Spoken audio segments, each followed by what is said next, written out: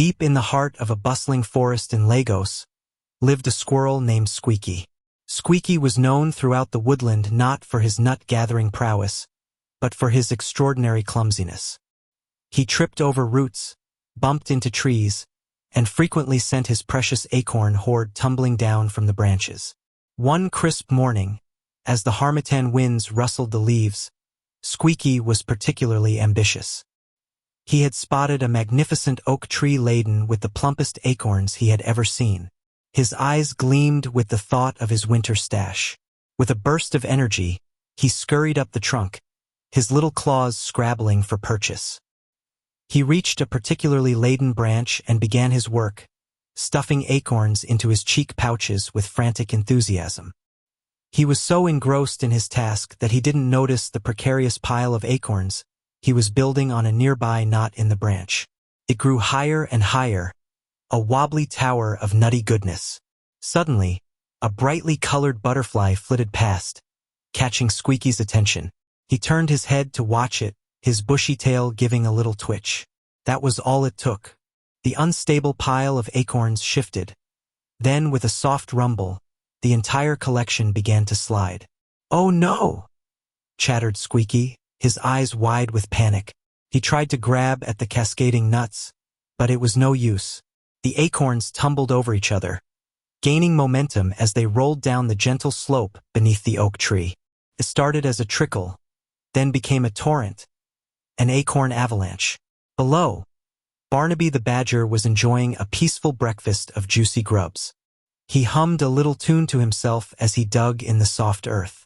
Suddenly, he heard a strange rumbling sound, growing louder with each passing second. Before he could react, a wave of acorns crashed down around him, pelting his head and scattering his breakfast. "Good heavens!" grumbled Barnaby, shaking off the nutty deluge. He peered uphill to see the source of the chaos and spotted the flustered figure of Squeaky clinging to the oak branch, looking utterly mortified. The acorn avalanche continued its destructive path.